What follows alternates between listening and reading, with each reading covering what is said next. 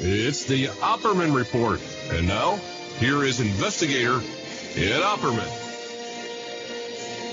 Okay, welcome to the Opperman Report. I'm your host, Private Investigator Ed Opperman. You can find me at Opperman Investigations and Digital Forensic Consulting. Just if you go to my email address, oppermaninvestigations@gmail.com. Our guest today is Heidi Hollis. Now, you can find her at heidihollis.com. You can find her on Twitter and Instagram at the numeral 1, Heidi Hollis. She's got a podcast on the Art Bell Network, the old Art Bell Coast to Coast Network. Dark Becomes Light is the name of her radio show on there. You can catch it every Friday mornings. The podcast, Dark Becomes Light, on the Coast to Coast Network. It's on iHeartRadio too as well. She got a comic strip that you can find on Instagram. And the books we're talking about, she's got about 8 books over there on Amazon, and they all cover the topic of shadow people and the Black Hat Man. As a matter of fact, she's like the first person to describe this phenomenon to the world. The Secret War, a true story about real alien war and shadow people. Heidi Hollis, are you there? I am. Thanks for having me on. Well, thank you for being so patient with me. Okay, the audience knows I screw up quite a bit, and Heidi Hollis was a very kind woman who was able to rebook for me with because I couldn't know the time zones. It happens to the best of us. It does. It happens all the time, but usually not me. Tell us about yourself. Who is Heidi Hollis? Oh, gosh, that's a complicated question. I'm an occupational therapist by profession, broadcaster, television, podcast, radio, cartoonist. I love doing comics on the paranormal with my comic called The Outlanders that you mentioned. And I'm an author. I love writing. Got 8 books and several more waiting to get published. So, I'm somebody that's experienced a lot of strange things in my lifetime. And I'm not shy to stand behind it and actually use my real name. My dad was not happy with that. But he had no sons, I told him. So I'm going to abuse his last name to the fullest. And so I'm just kind of bare my soul in my books, from the crazy, spooky things I've seen to absolutely magnificent and holy experiences that I was a skeptic of myself. I'm just somebody that's honest and put it out there when it came to something I'd experienced that nobody had ever heard of, that I named, defined, discovered, and now trademarked Shadow People and Hat Man. Gotcha. And like you said, there's about 8 books. The Hat Man, The True Story of Evil Encounters, The Secret War, True Story about Real Alien War and Shadow People. Jesus is no joke. A true story of an unlikely witness who saw Jesus. Great stuff here. Now, real quick, though, about this comic strip. Do you actually draw the pictures yourself? You do the illustrations yourself? I do. Incredible. I do. Yeah, thanks. Yeah, I have a ball with it. And I put a lot of real elements of things that happen out there in the paranormal world and UFOs and all that stuff. I cover it all, so I wanted to kind of put it all in there. I mean, we got Loch Ness, we got ghosts, we got aliens, we got Bigfoot. What more do you need in the comic? Yeah, you're like a total Renaissance woman, writer, artist, a broadcaster. And I'm serious. Now, I appreciate it. So now it seems like your experience with Shadow People and the Hat Man, this was a personal experience. This isn't something you read about. This is something you grew up with? Well, I didn't grow up with it. I was in college when I first witnessed this dark mass following one of my friends, and it was broad daylight. And I'm like, okay, I'm losing it. What am I seeing here? And I drew what I saw, and I showed it to her, and I'm thinking she's going to think I'm nuts. Instead, she looks at the drawing and goes, oh, that thing. Yeah, I don't know. It's been following me since I was a kid. And then her dad confirms it, and I'm like, okay, I grew up in a haunted house. I knew what ghosts felt like and looked like. I'd seen UFOs, so I knew, I had a good understanding of weird stuff, but this was unheard of. And little did I know there was a contagion element to it. So when I witnessed what I did, it followed me, but it transformed into something hideous that most people don't like, which are spiders. So shadow spiders, that's another term that I gave about this menacing thing that would show up all over. I was experiencing it's something that was like a man-eating size shadow, a spider thing, and I'd be having a nightmare, I'm thinking. I open my eyes, and it's still there. I'm getting up. I'm looking for a broom. I mean, it was crazy. So, yeah, having dealt with these phenomena myself, it was personal. I was trying to define it for myself and explain it to my friends, and I just started calling them shadow people from the start. Report and the Hat Man phenomenon, that was a whole other beast. Now, I was going to ask you about this because by us talking about this, am I going to be attracting this kind of thing into my life? A lot of people are afraid of that. If I don't like you, I'd say yes, but you sound pretty nice, Ed. But I tell people protect yourself no matter what, because it's not just a possibility, it's a threat. It's a probability that you'll experience something like this, and not just because you're talking to me or you're looking into the subject. These things, they witness you witnessing things, and they don't like that so much. So they might charge you up for that. But 9 times out of 10, why these things come to people is not what they think. Yeah, people can conjure these things up, and they get drunk, get high or whatever, and they get attracted to that and try to take advantage. But 9 times out of 10, these things come to people because they are insightful, creative, gifted. They see things that other people don't generally see. So an artist studies something to be able to replicate it in their artwork or something like that. And between the cracks, sometimes they see things that they want to remain unseen, and that may be the shadow people or the Hat Man.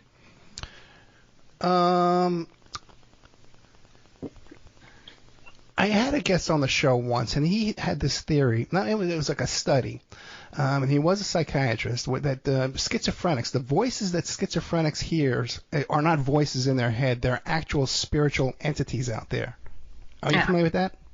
Yeah, I'm a behavioral health occupational therapist. I've dealt with a lot of that myself. And a lot of the people, they describe the same things that I've been talking about for a very long time. And, you got to wonder. I'm not a doctor to say, oh, that's not true. I'm like, if you have mental health concerns, you see a doctor. But, yeah, there is something that's pushing the boundaries. I mean, that's biblical, right? Jesus told the demon to get out of the people, and it went into the swine. It's like, right. I think definitely there are influences out there. I've had several people write me about once they got exorcised or something, or they got this dark presence out of their lives, their mental health improves. So there is definitely a pattern to that. And, something else I want to make clear, too. A lot of people are like, well, Heidi, you're the first to research this, so tell us. And I'm like, research? There was nobody talking about what I discovered myself. I did not research it. There was no way to do that. I came up with a name. I defined it.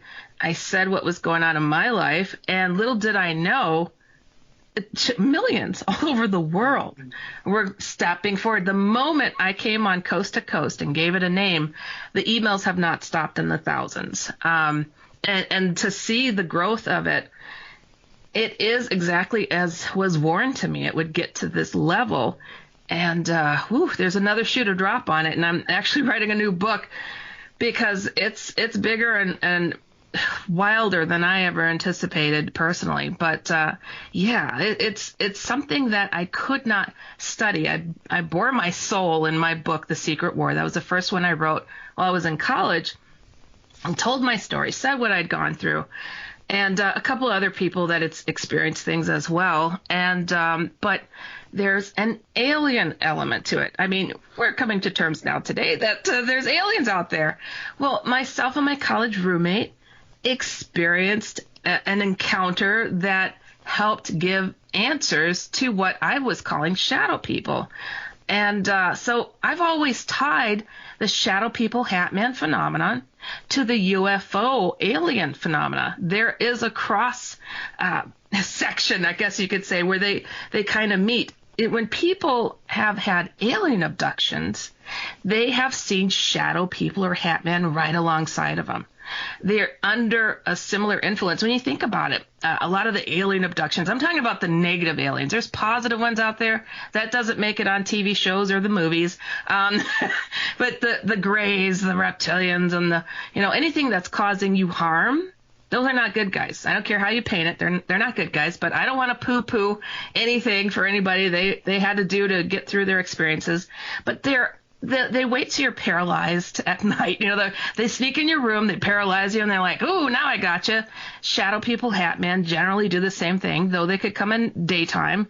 They like to show their dominance when they got you pinned down. Like, really, big man? Ooh, you got me now. Yeah, you brought your crew. I was sleeping. They can't come to us as we are most times. And you got to wonder why that is.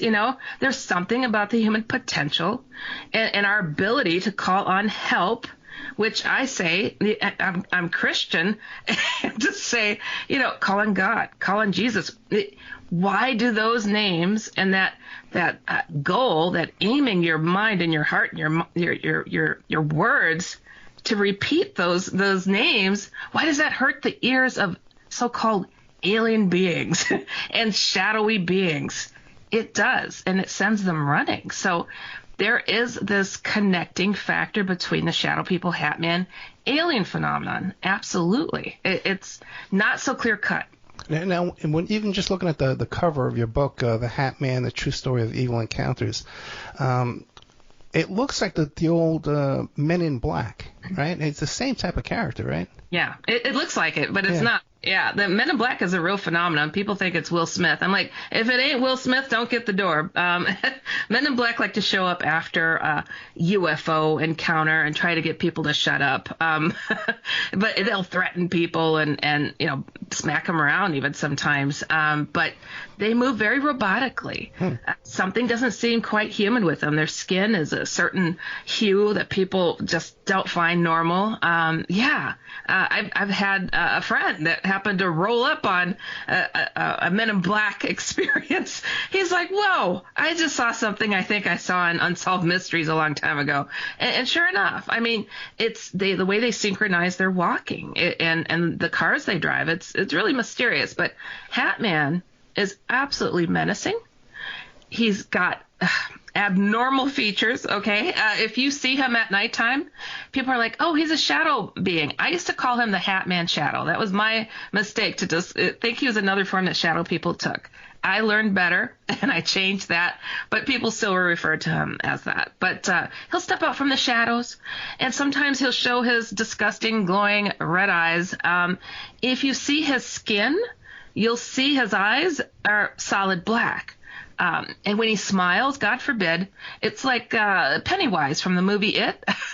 It goes from ear to ear, and it's the most jagged, disgusting grin you'll ever see. And he likes to talk, by the way. He doesn't talk all the time, but it's the deepest, most guttural, demonic voice, and he will tell you who he is. He'll say he's the devil himself. But guess what? More recently, he's using the name I gave him as Hat Man. Now, in every Exorcist movie you ever see, they're asking, "Tell me your name so you have power over it." I feel rather strange being the person that named the modern day devil in the world, but this is where I stand with this. And but guess what? He has an arch nemesis. He doesn't like that name, Jesus, at all. So there you have it. Okay, I got so many questions. Yeah. I got so many questions. But one would be, have you ever seen Dan Aykroyd describe his encounter with the Men in Black? No, I have not. Oh, yeah, it's available on YouTube. I'm sure you can find it on YouTube. It's just like he described these men in a car, and he says he walked out of his office, he saw them there, and they vanished in a blink of an eye, just like show him they were there, Oh, crazy. Now, what about historical examples of Hat Man and ghosts, shadow people throughout history? Oh, gosh, yeah. There's been reports of that. I don't tend to focus on that stuff in the past. And a lot of people are like, well, why not? I'm like, because there's thousands of reports going on every day. Yes, he's been seen. To say the furthest back, I really couldn't say. But you think about the Headless Horseman, right? Back in the day, people would report this man on a black horse with a cape and this odd hat, and sometimes with no head. I'm like, oh, sounds like him. So, yeah, he's been seen, but that presence of something evil, being an evil head to something, that's ancient. That's very ancient. So I don't think that sometimes putting efforts in and the historical elements is always really beneficial. We know it's evil. I know people are being affected greatly today, and unfortunately, a lot of children. I like to give people the idea and the impression of how he grooms children, much like a pervert might. I mean, it sounds horrible, but he'll get children used to his presence. He'll be there. I have people that have written me that were babies in a crib. I don't know how they remember this, and always seeing him leaning over their crib, and just like getting them to be comforted by his presence, but not always. Let me tell you, horrible stories of what he's done to children, babies. But they grow up with his presence. So when he steps out from the shadows and he tries to control them and get them to do things for him, it's like this, they almost like, I hate to say these words, like a guardian. I'm like, oh no, why are you saying that? But, a lot of people, if they have like a crappy family life, they look to form a family-like structure outside of their family.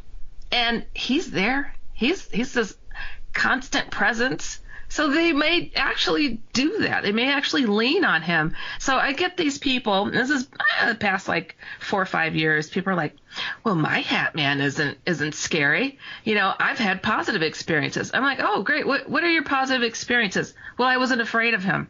Oh, so I'm not a chicken either, but, just because of that doesn't mean he's positive. He is very patient. He will hang around. He will observe. And people are like, well, he's just a watcher. I'm like, he's observing for your weaknesses. Trust me, you get sick, you get drunk, you get high, you get near death. Oh, he'll get closer. He'll stick his fingers around in your head to try to see what he can do, what he can control. And then it gets really scary. He loves to attack. He will absolutely attack people. And it's sad. It's sad that a lot of people aren't aware of the full scope. And I'm glad that they aren't, but they put their guard down, when they think, oh, he's just a benevolent, he's neutral, he's not. And there's people that are trying to take over this work that I put out there. It surprises me when somebody's like, oh, Heidi, you haven't heard of this researcher on your topic? They could school you on this. Oh, have they referenced my 20 years of work? Well, no. Oh, really? I don't know who that person is. It's like, why don't they reach out? I put a definition out there. I ended up trademarking it so people would stop abusing and putting the wrong information, and to, I don't know, check in, give a nod to the lady that's been working hard on this. But no, it's and I hate to say this, Ed, it's usually guys. There are a few women in this area, and it always sounds more official coming from a guy. Why bend the knee to let the brown lady know that that I took her stuff? Yeah, so it's disappointing. It really is. And it's like, but I'm keep on keeping on, because I need to make sure and try to control the message. People have died trying to conjure these things, and right. And I'm like, it's horrible. I'm like, right, let's stop there for a second, because I do want to make it clear. Because you're a Christian, right? You mentioned Jesus. Yes. I'm a Christian myself too, as well. In my studies, the Bible says not to communicate with these spirits and not to try to attract them into your life.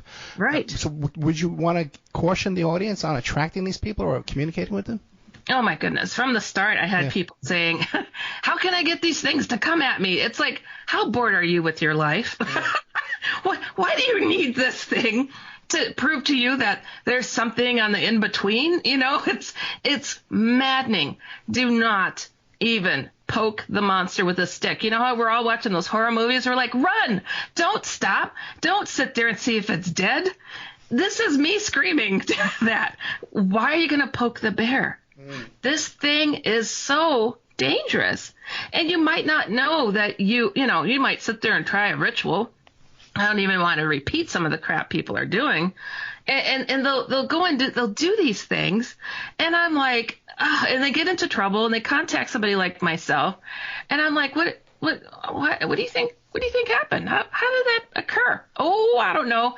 It might take a while for them to know where it's building up in their life. Like suddenly they got a lot of bad luck. Their car broke down. They got in an accident. They got really sick. Their mom died. And it's like this whole, and everybody's arguing or something in the house. It's like they start noticing the pattern, and then the beast that's been causing these things shows up laughing. And they're like, this is so weird. Right after I tried to conjure something, a few months later, he showed up. I'm like, what was in between? What did you do?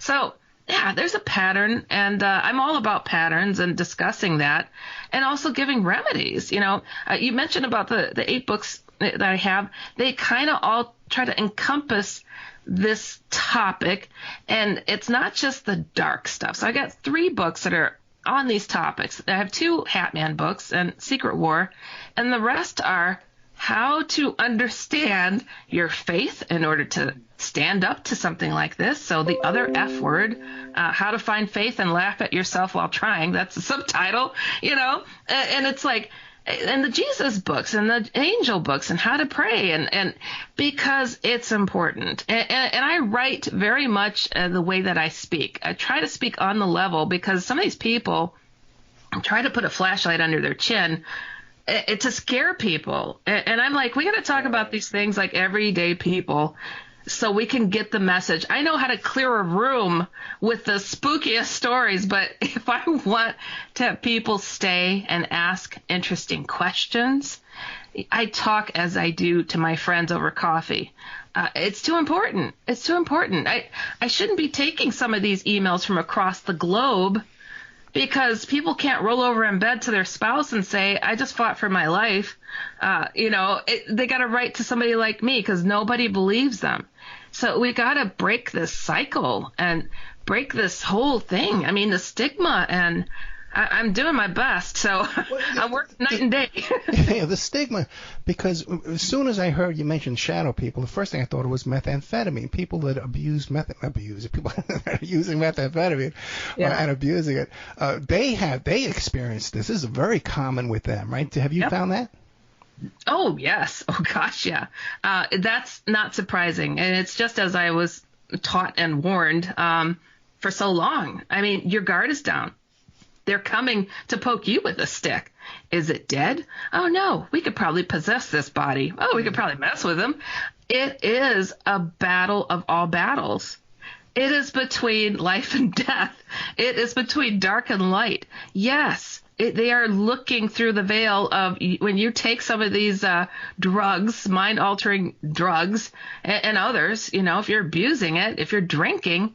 I mean, what was Aaron Rodgers with the Packers? He took ayahuasca. Right. I was just, it's amazing. So many times you're taking the words right out of my mouth before I can ask the question. I'm originally from Wisconsin. I had to hear about that one. It's like he'd had ayahuasca. Suddenly Hatman's chasing him. I don't know why the man didn't call me. I'm like, dude, discovered Hatman in Wisconsin. Give me a call. It's not surprising. It's happened to a lot of people. Yeah, people who experiment with ayahuasca encounter the same entities over and over and over again. Different people of all walks of life that never met each other describe meeting the same spirits on ayahuasca. Yeah. I'm not surprised. And now, mind you, this is where it gets a little weird, Ed, as if it didn't already. Yeah, a little. But now we have acknowledged aliens, in the world. I mentioned I had the encounters with a positive being with my college roommate. And this whole thing with, how can I say, this barrier that's being poked at, where people are experiencing these horrific things, that positive force, it doesn't always it's not as depicted by artists to say that, angels look like this with wings. That sounds almost as ridiculous as a UFO and aliens, right? But there are beings who are positive, and there's some written of in the Bible that don't look quite human, but they're there for good. And that's what I experienced with my college roommate, that warned about this dark, menacing force and how it was going to spread all over the world. Now, I'm a college kid going, huh? Come on now. Are you kidding me? And then they suggested I write a book about it. I'm like, I am, I have medical studies as a therapist. Like, are you kidding me? I'm too busy. But then experienced so many things, witnessed so many things. I wrote that book in 2 months. And I'd sent it all over the place trying to get it published for 4 years. So if people spoke of shadow people prior to it getting published in 2001, it's because I probably had a copy of it. Because who published books like that back then were other people in these weird fields. But I was so desperate to get the word out to warn people what was going on. And the second I got a chance to hop on Coast to Coast, that I'm now a part of, Coast to Coast AM, it's the influx. Millions of people. It goes viral every day. So these beings, if they were wrong, if it was, all in my head or my college roommate's head, they've been right all along. And if so, we're in for some big trouble, because we're getting infiltrated and people think, the battle of all battles is going to be in the sky where we'll all witness it. We're experiencing it, but in the privacy of our own homes. And a lot of people are losing this battle. And a lot of children. So something's got to give. We've got to figure this out and realize we have a soul and realize there's things interested in it. The alien invasion in our bedrooms rather than in these skies. We're talking to Heidi Hollis. You can find her at heidihollis.com, on Twitter and Instagram, the number 1 Heidi Hollis. Listen to her talk, man. She's got a great podcast, Dark Becomes Light, on the Coast to Coast Network every Friday morning. You can check that out. A comic book. Heidi Hollis is the most busiest woman in show business over here. But now, Heidi Hollis, you had an experience, because it says one of these books you wrote is Jesus is No Joke, a true story of an unlikely witness who saw Jesus. And you've described your own repentance, rebirth experience, right? How did this come about? You're dabbling with this shadow man, and then how does your faith in Jesus come about? Oh, man. Okay. I was raised Methodist. That's like you go to a campfire and somebody just happens to mention Jesus. So it was nothing strict. And so, I go to college. I'm not going to bed early on a Saturday night to get up to go to church on a Sunday. No way. And I took great pride picking on my friends who did. So I was a skeptic. A lot of people were saying, oh, I see Jesus in a piece of toast and a tree trunk. And it just, I'd seen so many things. I didn't think people were actually witnessing him. And I had actually bashed that idea that people were witnessing Jesus in my book, The Secret War, the first book. And during that time that I was trying to get it published, I'm editing it here and there. And lo and behold, I had an experience that changed everything for me. I saw him and I seen him more than once. And I couldn't deny, and I had to rewrite that chapter in my book. And like, wow, Jesus is no joke. I kept telling my friends, and they took notice, like, wow, what happened to you? And I'm like, he's for real. And very aware, very present, and just changed everything. For myself, it kind of went like this, and I'll say briefly. I'd come home from work, and I was still in school, and I would take a nap in the afternoon and go to my class. I'd come home to lay on my bed, and I it's like I fell through my bed. I didn't even you get comfortable or something like that, and I'm like, whoa, how'd I miss the bed? And I stand up, I'm like, and then I look, and I'm not in my room any longer. I was in front of my parents' home for some reason, and I'm like, doing my best to try to make sense. Like, come on now, Heidi. Oh, you're going to meet your family friend over here named Quincy. That's what's going on. And my parents had a long driveway, and I'm looking down this driveway, and I see this man walking, and I'm like, yeah, that's Quincy now. Wait, was this like a dream state, or were you physically transported? I don't even have words. I don't know. I didn't know what it was as real as me sitting here. And I'm like, I did not fall asleep. I just laid and boom, and I see him coming, and I'm like, and the automatic recognition hit me, just like, oh man, I tell people, it's like every cell in my body screamed his name, that I could have been blind and seen it was him. And he came up to me, and I palmed my face like, I'm pinching myself. I'm hitting my leg. I'm like, you're really here, Heidi. This is really happening.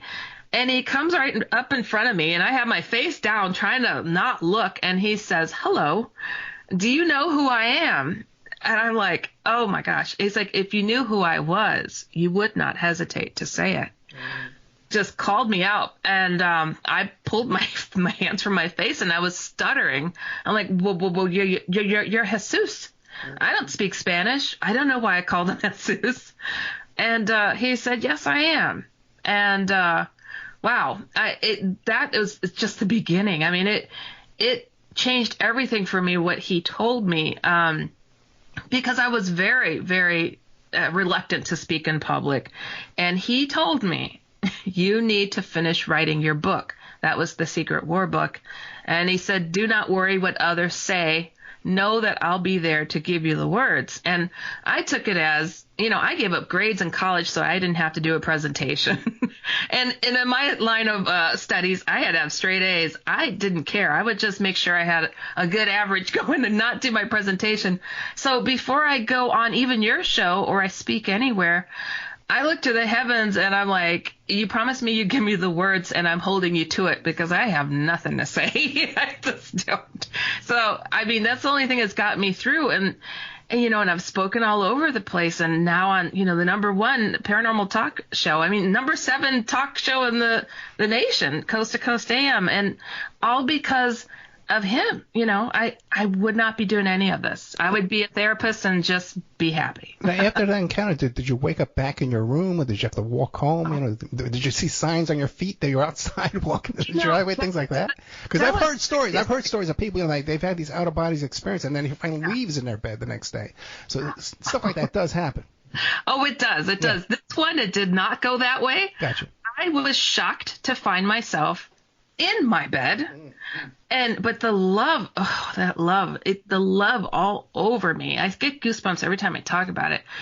I didn't want to move. I was like, I was surprised to find I was there. And I was about to knock on the wall to get my roommate's attention. Like, what? She was Pentecostal, super religious. And I had my beliefs, but I surely didn't dive into anything. I wasn't a Bible thumper. I still am not. Don't go to church, But man, he changed everything. And if I didn't have that experience, among others, now I'm writing a second book on it, on more encounters, I wouldn't be doing this. I really wouldn't. And even to be able to stand up against the modern day devil, the Hat Man that I named, I mean, what a weight. And let me tell you, those things hate my guts. Shadow people, Hat Man, hate my guts. And I take it as a compliment. And, the only thing that stands between me being absolutely abused by them is Jesus. I mean, no way would I have no doubts, because I cheated in my faith. It only took Jesus to come and smack me upside the head and say, "Hello, I'm here. Please rewrite that chapter in your book where you bashed me." Mm-hmm. So, but yeah, I and people are like, "Why you, Heidi?" And I'm like, well, I guess he knew I wouldn't hesitate to share it. And here I was about to make a terrible mistake, putting out the Secret War book, saying, if Jesus were around, I think I would have seen him by now. I think that, he spared me that. And now millions of people, I'm the only person whose name defined and discovered 2 phenomena. And they think I'm just this paranormal enthusiast, UFO enthusiast. And it's because I had the Christ experiences that I did. And it changed everything, just everything. So how about now? When is the last time you've had an experience, not with Jesus, but one of these shadow people or Hat Man? Oh, they're not welcome in my home, Ed. Okay. So, yeah, I have seen other things. I mean, gosh, I experienced things a lot. Probably a week ago, but it's not just those things. I mean, I've seen other things. I see, I'm not a psychic. I'm not a guru. I just say I have bad luck. I seem to trip up and into odd things. But I guess it's good luck too, because it's not. Then what was it a week ago? What did you experience a week ago? I saw something leaning in that nobody else saw. I saw like this outline of it kind of looked like a figure of somebody, but it wasn't human. I was out. I was at work I still practice as a therapist, and I just saw it looked like a see-through something peeked around the corner and then zipped back, and I'm like, oh, well, I don't know what that was, but I can't – some things exist without a definition, and I'm just like, I just move on. It's not attacking. It's not threatening. Maybe it's just being nosy, or it's a spirit that's wandering. I don't know. Because I was going to say, if you experienced an evil entity about a week ago, that's when I contacted you to do the show. No. It wasn't me. Okay, good. No, okay. No, it wasn't. No, yeah. There's so much positive out there. I mean, and I'm known for the world's darkest topics now. There, Shadow People, Hat Man are on every paranormal show out there. I don't know why I haven't been on all of them to discuss it, because it just drives me crazy when they get it wrong. Like, that's your Uncle John. No, it isn't.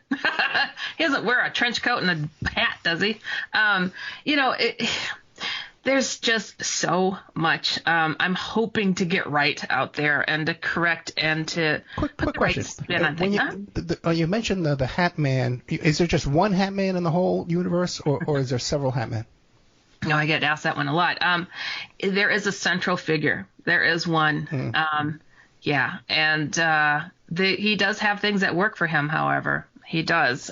They can resemble him, but there is one, and it's really kind of crazy and disgusting how he goes about doing the things that he does. There's a Grim Reaper looking like a shadow being. That's right. The figure of the Grim Reaper, that's been around a long time, and it's right along the lines with these images people are seeing now we described.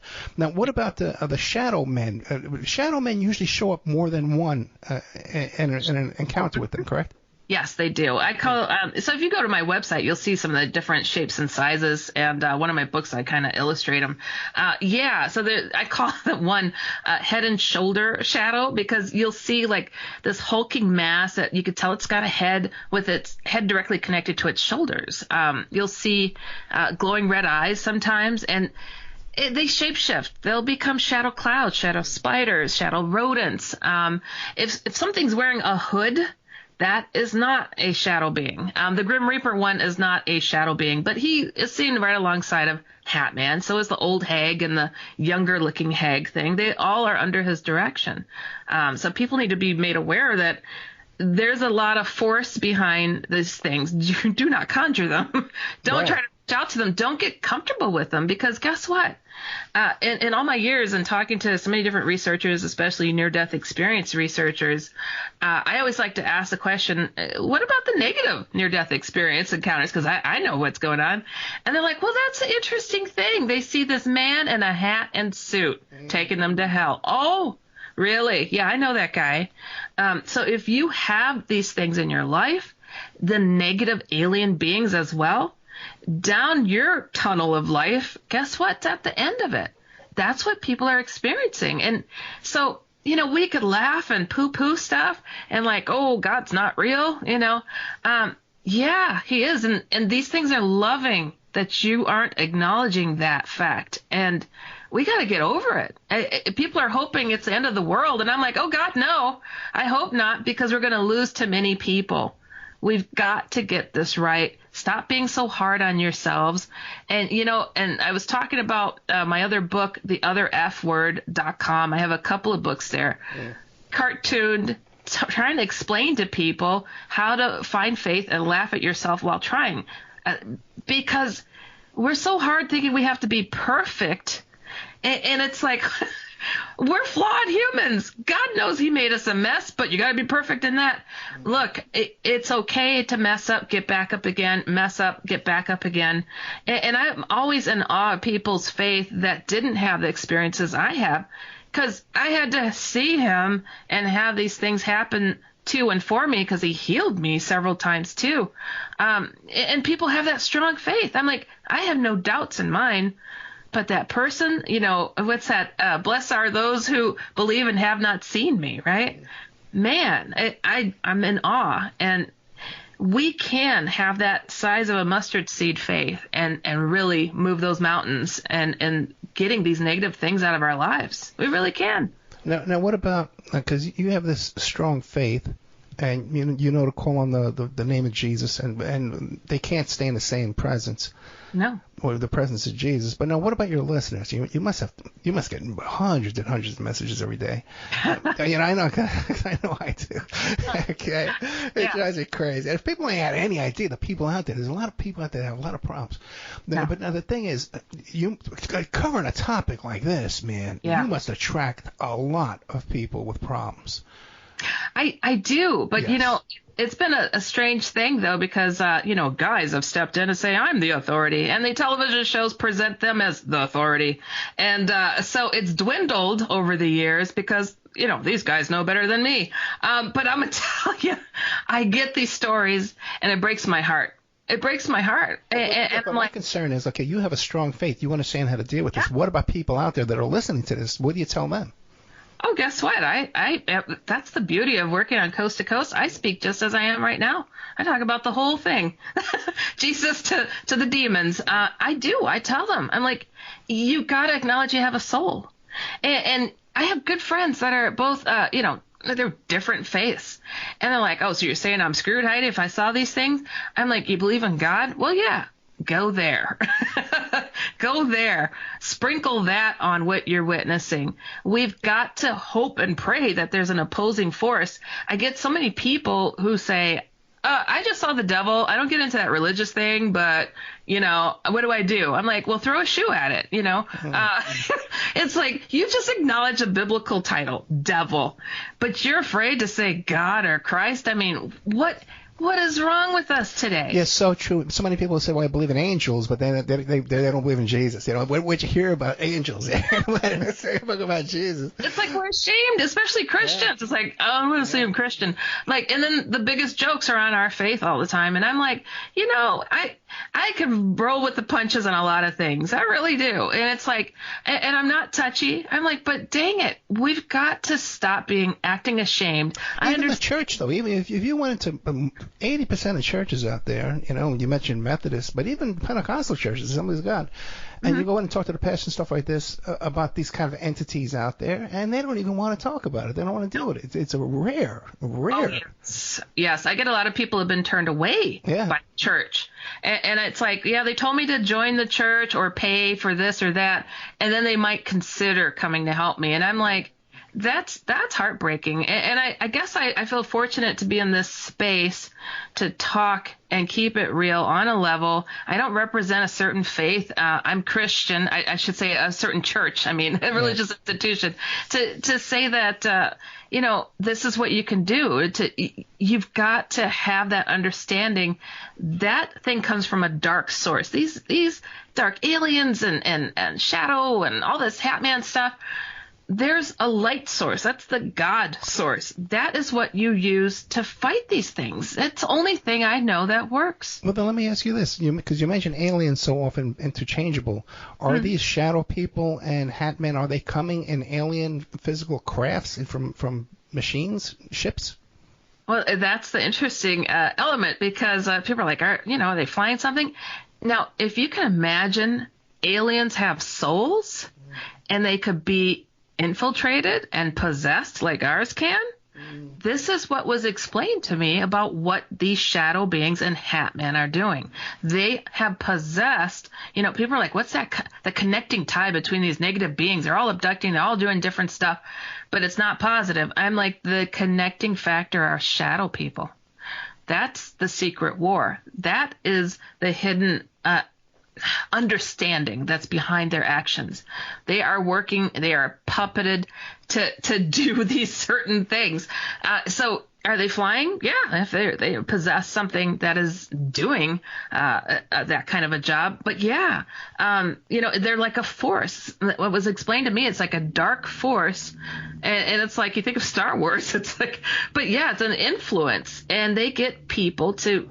They kill two birds with one stone by infiltrating an individual that will attack or start a riot in a crowd. And you're like, what made you do that? Why did you start a war? What is all this stuff? Why would humankind shoot themselves in their own foot? They wouldn't. That makes no sense.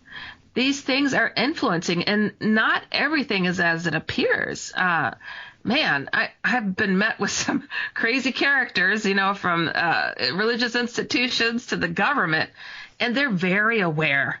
They know An interesting question to ask too. It's like, how many people in the government keep their faith, and they know that there's aliens too?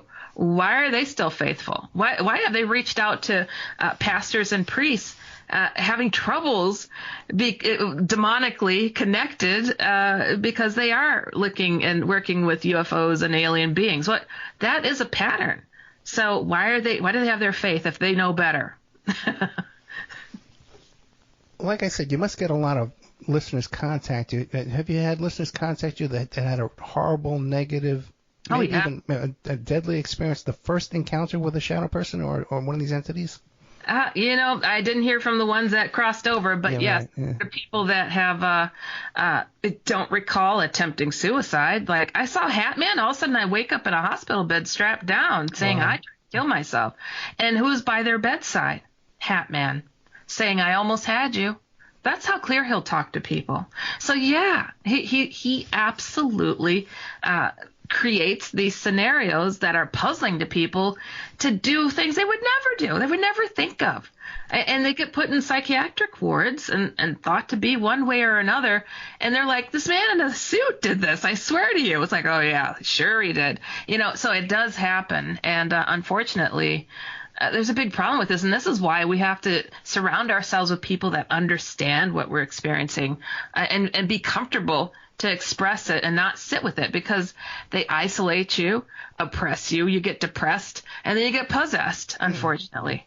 What about Slender Man? Is that a more recent fictional cartoon kind of thing, or is that the rip-off from Hat Man? Straight up a rip-off from Hat Man. I did a show on NPR about that.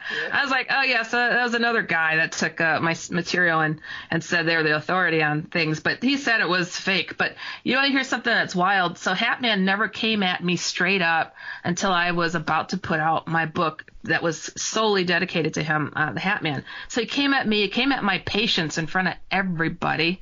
And then 2 weeks after I put that book out, you heard about the Slender Man attack, the two little girls that attacked their little friend in the woods and said they were doing it to join Slender Man.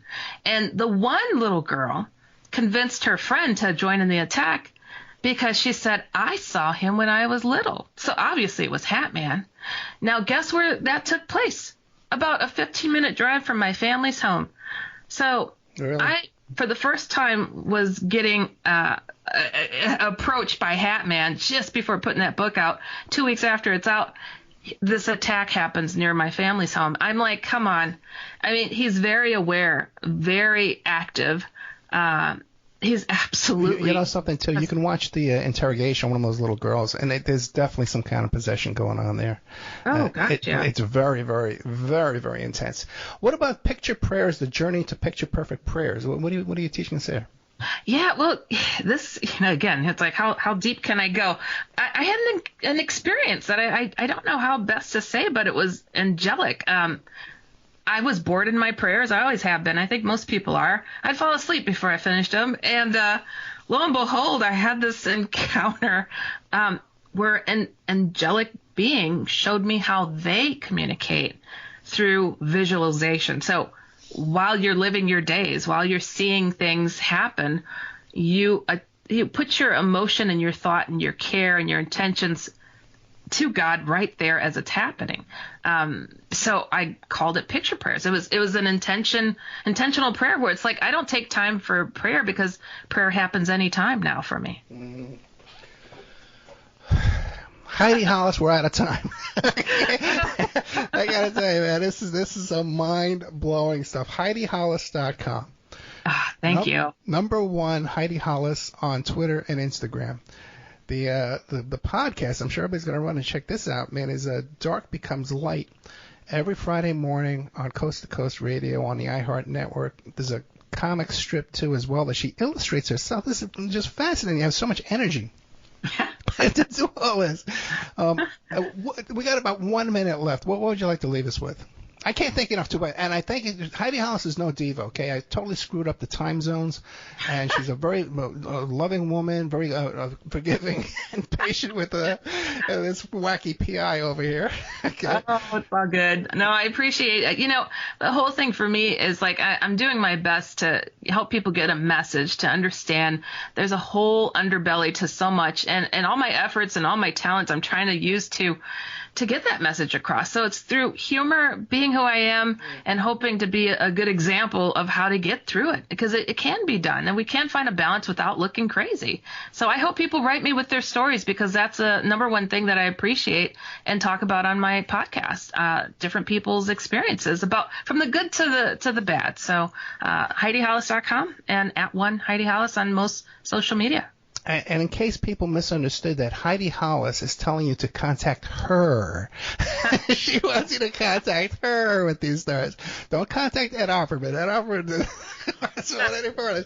But there's 8 books here, 8 excellent books. The Hat Man, The True Story of Evil Encounters. The Secret War, a true story about a real alien war and shadow people.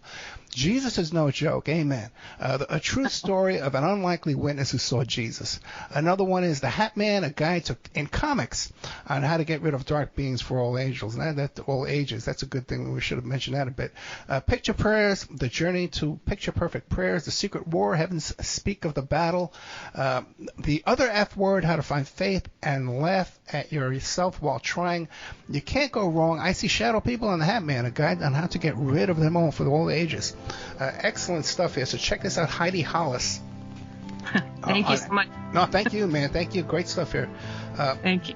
Thank you. Good night. Night. Bye.